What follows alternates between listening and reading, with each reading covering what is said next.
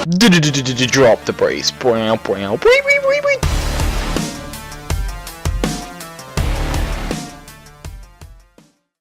Hey guys, Mike here, and today I am bringing you a RuneScape Dailies guide, showing you all the different dailies that you can do within the game of RuneScape, some that you might have known, and some that you might not have known. I'm going to cover as many as I can think of. There are some smaller ones that I didn't put in for such reasons as not being able to get much money off them, or just not being able to put up with it every single day at all. But I did cover most of the most important ones here, as well as some of the non-important ones that some people still like to do. I would like to point out, however, that this is mostly just a compilation guide showing you all the different dailies that you could do. I'm not going to go in depth on very many of them, but I will give you the gist on most of them, as well as a walkthrough on a few of them, which are the more difficult ones. Now, the dailies can be broken into three categories. There's obviously the dailies, which you can do every day, the weeklies, which you can do weekly, and the monthlies, which there aren't that many yet. I'm going to start with the dailies and then work to the weeklies and then to the monthlies. And with each of the various tasks, I'm going to put, in my opinion, what priority I think the task should be. Like if it's a task that you should do every day if it's a daily, or if it's one that you just don't really need to worry about as much. So without further ado, let's start with the daily tasks. Probably the most important thing that you want to do every day when you log into RuneScape is your daily challenges. Now, daily challenges, they'll give you a task to do every single day, and if you do it, you will get the experience not only gained while doing the task, but you'll also get experience afterwards as bonus. And if it's a skill that you require making something, such as longbows, they will take the longbows and give you just as much as you would have got for selling them, but in another skilling item. So this way you could go and skill more, or you might even turn a profit if the GE is turning to your liking. Another daily you'll want to do every day, whether you like it or not, is the Squill of Fortune. Now I know some people don't like the Squill of Fortune, and I kind of don't like it that much either, but I'll still spin and get the lamps from it, because it is still a pretty good way to get free experience every day for just logging in, which is what I think its purpose was in the first place until they started selling spins. But let's not get into that here. A much more welcome daily that was added recently, and that has become near and dear to most of our hearts, is player-owned ports. It takes a while to get the required skills to do ports, but once you do the ports, you're going to be doing them every day. It's so addictive that you won't be able to stop until maybe when you're into the bowl region, when the voyages start becoming very, very long. But even so, you should stick with it, because the armors that you can get at the end are the best armors in the game at the moment. So it's a long-term goal. One of the first things I do after RuneScape resets is I head over to FullHouseRS and buy all the battle staffs from the battle staff store. How many you can buy depends on how far you are into the FullHouseRS tasks. For instance, if you only completed easy, you'll be able to get 16, but if you've completed medium, you'll be able to get 32. And then if you completed hard, 64, and elite, you'll get 84. You can then use these staves to either craft yourself and sell, or you can just sell the staves back to the GE for more than you bought them for. Once you complete the Hunt for Surok mini-quest, you can then fight Bork in the Chaos Tunnels once a day for a free 250 Slayer experience, as well as an assortment of summoning charms, which makes this a favorite of both Slayers and Summoners. After the Smoking Kills quest, Slayer Masters will start stocking up on Broad Arrowheads. You can buy these from the Masters and then sell them back to the GE for way more than you bought them for. There's one thing to note about this. If you have not done Walguthic's Sleep, there's actually a way to get 6,000 arrowheads a day instead of 3,000. The way you do this is buy from the Taverley store and the Edgeville store. There are other stores that are able to do this, but these are the easiest ones to access in my opinion. The reason these two shops don't share the same stock, because after the quests you have different Slayer Masters than you did when you started. I'm not sure if this is intended by Jagex or not, but for now, you can get 6,000 arrowheads instead of 3,000, and it doubles your profits. If you absolutely can't stand training Hunter the normal way, then you're going to love Big Chinchampa. Big Chinchampa is a daily that you can do twice a day, and it gives you plenty of Hunter experience while only feeling like a minigame. It's way more enjoyable than regular Hunter in my opinion. Basically just catch all the moths you can, and at the end of the game, turn them in for experience. Simple, simple, simple. While this is a daily, this is also a very helpful way to get runecrafting rocks, as I mentioned in a previous guide. Using the Wicked Hood, you can get free teleports to altars every day, as well as 100 free essence at least. I myself use it to make cosmics every day, which I'll later use for enchanting battle staffs. Once you've completed the Empire Need quest, you'll unlock the Phoenix Lair Distraction and Diversion, which is a daily that rewards you with daily firemaking, fletching, and crafting experience, as well as a little bit of Slayer experience, and a chance to get a Phoenix Egg, which is probably one of the rarest pets around. What you can do if you want a little bit of extra prayer experience every day is to use this daily. If you have Mauritania Legs 2 or higher, you can get free bone meal from Robin every day. How much you can get is dependent on how far into the tasks you are, but if you just give him the bones, he'll give you free bone meal as well as the slime to use them on the Ectofunctus with it. And if you're training on the Ectofunctus anyway, you might as well use the Mauritania Legs' other special ability. If you have Mauritania Legs 2, you're able to teleport to the slime pits 5 times a day.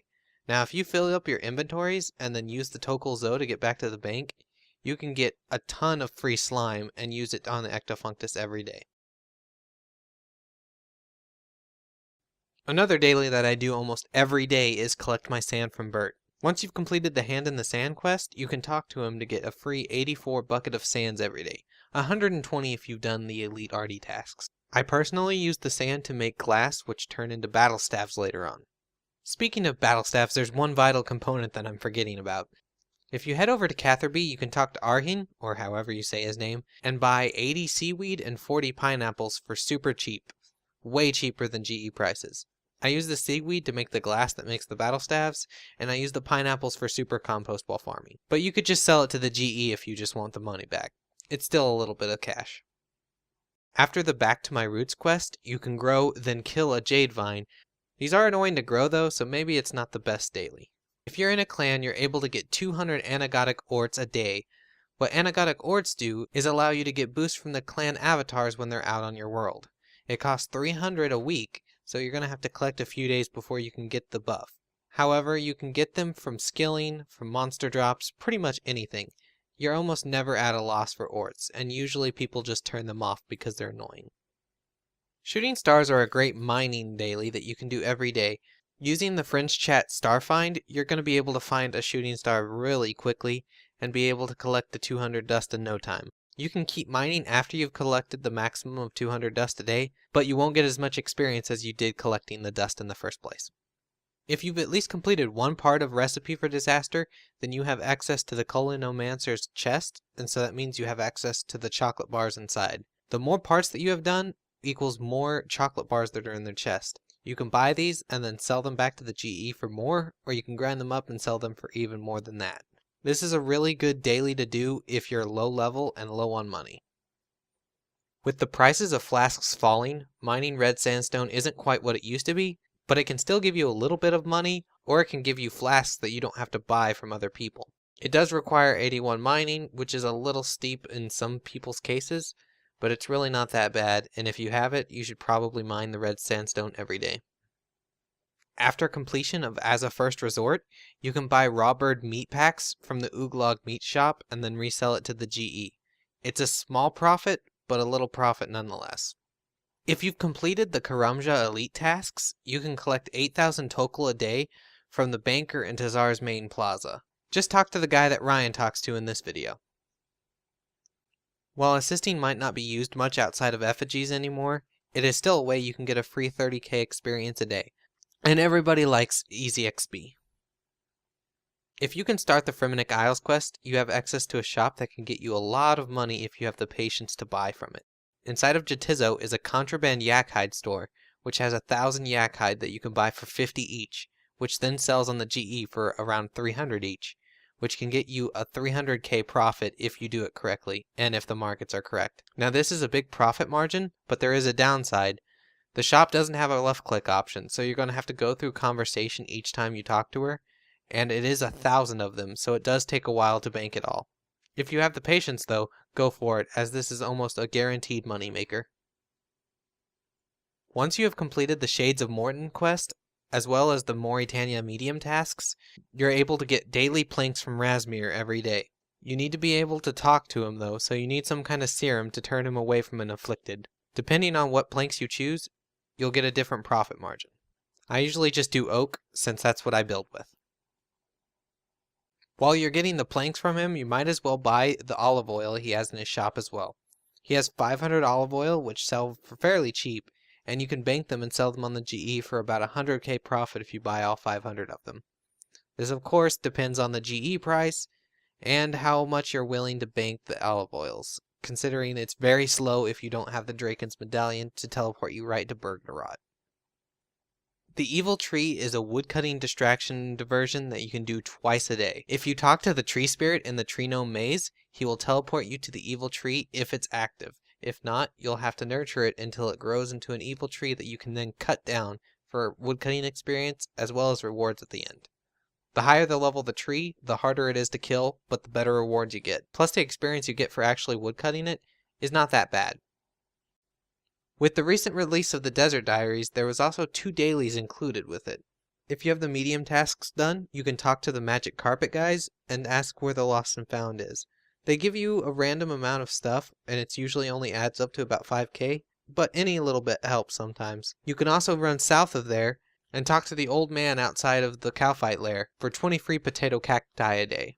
After completing the easy Karamja tasks, you can talk to Del Monte every day, who is outside of Brimhaven, for 40 free pineapples. You can then use the pineapples for super compost or whatever you really need them for. After completing at least the easy Sears Village tasks, you can talk to Jeffrey in the flax fields every day to get a certain amount of free flax every day. It depends on how much you've done, so 30, 60, 120, or 200 based on the difficulty level that you have finished. After completing the medium Ardoin task sets, you are given 100 free pure essence a day from Cromperty in the little mage hut in East Ardoin. This goes up to 150 after you complete the hard sets. Fish Flingers is a fishing distraction and diversion that you can do every day as long as you have the tickets for it. You get 2 tickets every day as long as you don't have over 10, and once you hit 10, you cannot get any more unless you hook them while normal fishing. Fish Flingers is some of the best experience in the game, and recently I just learned how to do it, and it is way more fun than normal fishing, I can tell you that much. Especially if you have friends doing it with you. The fastest way to do this would be to go to Two Fling Fish and look for what the compilers are doing. They will compile all the combinations you need to catch all the fish and get the best medals and best experience. This is definitely one I would do every day if you have the chance. A somewhat new distraction and diversion that was added to the dungeoneering skill was sinkholes. It's another one that you can do twice a day for daily dungeoneering experience. A new sinkhole will spawn every hour, and to find out where it is, talk to Telsar in the camp to the west of Demonheim. He will teleport you to where the next sinkhole will spawn, and once it's ready, you'll be able to find a team to do the distraction and diversion with you. The basic gist of what you want to do is collect all the things that are in the dungeon. The best way to do this would be to first collect all the exploratory tokens, which you can find by going to rooms that nobody has been in before. Once all the tokens are found, then kill the enemies to collect the combat tokens. And lastly, collect the flowers in each room to get the flowers. There are banks littered around the rooms, so you can deposit whatever you have whenever you need to. Also pick up the cards which you'll use to maybe steal the rewards later if you get a bad reward. After completing the Firemaker's Curse quest, you receive the Book of Char, which you can use to activate its special ability to get bonus firemaking experience every day when using it. The way this works is if you drop a bunch of logs and walk over them while having the Book of Char active, you'll get double the experience you normally would from burning them. The best way to get a bunch of logs on the ground at once is to put a bunch into a familiar and then dismiss it, dropping them all on the floor. Then run back and forth across them to get the bonus experience. Strangely enough, the pit distraction and diversion that you get while doing agility is considered a daily. Apparently you can only do this a few times a day, so if for some reason you really want to get all your dailies done, you better go do agility and get this done. The pit is pretty straightforward. It's a group of games that are heavily stacked against you, but even if you lose, you still get bonus agility experience. One thing to note is if you do win the game, always gamble the experience. Because if you have your experience, you're only losing 25%, while if you were to double your experience, you would be gaining 50%. It's well worth it considering agility is so annoying. A slightly less important daily would be to collect water-filled vials every day. The 2 best places to do this is first the Herblore guy in the tutorial area of Berthorpe, which will sell you 2,000 water-filled vials, while the other is in Shiloh Village's potion shop, which has another 1,000 of them. And now moving on to the weeklies. The first weekly, and probably the most important one, is to do penguins. Penguin hide and seek you can start by talking to Larry over in the Ardoin Zoo. Once you talk to him, you can spy on the penguins that are found throughout Gielinor. There are 10 penguins every week, but depending on your levels or in quests that you've done, you might not be able to reach them all. The best way to find them is to go over to the Distraction and Diversion forum on the RuneScape official forums and look for Canada Girls Penguin Finders. They're based in World 60, and they also have a chat, World 60 Pings, among other chat names if that one's full. This weekly can also be expanded by completing the various penguin quests to unlock more weekly penguin points. After you've found as many as you want, go talk to Larry and convert them over for experience or coins. The coins aren't really worth it, so I would stick with the experience. And now on to the original weekly, Tears of Guthix. Tears of Guthix was released a long time ago, so it's been giving experience for a long time. After you complete the quest, you'll be able to talk to Juno once a week to be led into the cave and collect the tears seeping from the walls. The more quest points you have, the longer you will last in this cave. You can convert the points that you've collected into experience. With a recent update, they've added a new bowl that gives you triple experience if you have 80 mining and 80 crafting, which was a welcomed update indeed. In your player-owned port, you can talk to Meg and give her advice on an adventure to do, and based on the advice you give her, she'll return with good rewards or bad rewards. She returns every Tuesday at server reset along with penguins. Another player-owned port weekly is the Barmaid's Gossip. On Thursday every week you'll get Gossip from the Barmaid, which is a voyage that has very good rewards. You should always pick this up, but be warned that you can only collect it on Thursday. You can do the voyage whenever you want, however. Throne of Miscellanea could technically be a daily, but I do it weekly, so I'm going to put it in the weekly tab. After the Throne of Miscellanea quest, you're able to manage the kingdom and have your servants collect resources for you as long as you have money in the coffers. This expands even further when you've completed the Royal Trouble quest, which adds more subjects and more resources. The way Miscellanea works is as long as you have your favor at 100%, they'll take 50k coins a day for resources.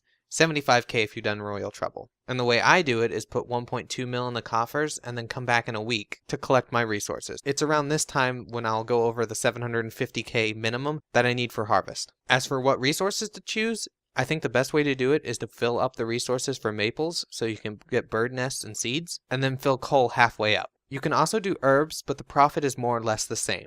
It may seem like a lot to do this activity, but as long as you have over 500k, or 750k with Royal Trouble, you'll be able to collect once a day anyway.